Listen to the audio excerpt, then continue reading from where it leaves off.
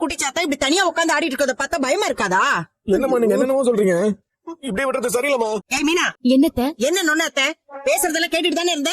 எதுக்கு இந்த பையன் மனோஜ் ரூம்ல போய் தூங்குனா? எனக்கு எப்படி அது தெரியும்? உனக்கு தெரியாம எப்படி போனா? தூக்கத்துல நடந்து அவனா போயிருப்பானோ என்னமோ. ஓ, தூக்கத்துல நடக்கிற வியாதி வேற இருக்கு அவனுக்கு. நைட் அவனை பாக்கும்போதே நினைச்சேன்.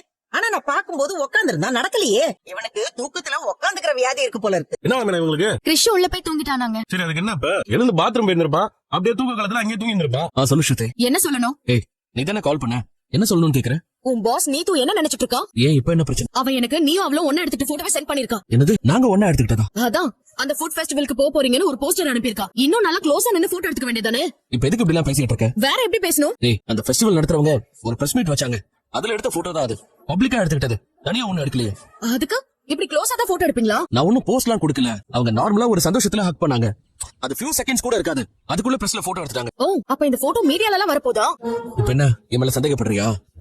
உன் மேல எல்லாம் எனக்கு எந்த சந்தேகமும் இல்ல. ஆனா நீ தப்பு பண்றேன்னு நான் சொல்லல. அப்படியே அப்படிலாம் கேள்வி கேட்டுட்டு இருக்க? தப்பு உன் மேல இல்ல. அத பார்த்தா ஸ்ருதியும் ஹாப்பியா ஃபீல் பண்ணுவாங்கன்னு தான் சென்ட் பண்ணேன். வேண்டாம் நீத்து, இந்த மாதிரி எல்லாம் பண்ணாதீங்க. பிசினஸ் வேற, பர்சனல் வேற. என்னோட பர்சனல் லைஃப நான் இந்த ரெஸ்டாரண்ட் குள்ள கொண்டு வரவே மாட்டேன். அதே மாதிரி உங்களாலேயும் என் பர்சனல் லைஃப்ல எந்த டிஸ்டர்பன்ஸும் வந்துடக்கூடாது. கொஞ்சம் அதுக்கு ஏத்த மாதிரி நடந்துக்கோங்க. காம் டவுன் பா, இதெல்லாம் ஒரு ப்ராப்ளமா? மேரேஜ் ஆனா உங்களுக்கு தான் அது தெரியும் நீத்து. எல்லாத்தையும் ஈஸியா எடுத்துக்க முடியாது. நீங்க எந்த இன்டென்ஷன்ல அதை ஸ்ருதிக்கு அனுப்புனீங்கன்னு எனக்கு தெரியாது. ஆனா எதுவா இருந்தாலும் இதோட ஸ்டாப் பண்ணிக்கோங்க, அதான் எல்லாருக்கும் நல்லது. குட். நான் நினைச்ச மாதிரி தான் ரியாக்ஷன் வந்திருக்கு. உடனே அந்த பையன் முயல குளத்துல இருந்து காப்பாத்தி மேல எடுத்துட்டு வந்தான். இருந்தவங்க எல்லாம் கிளாப் பண்ணாங்க. எல்லாரும் பாராட்டினாங்க. இருக்கிற பிரச்சனையில பூனை கதை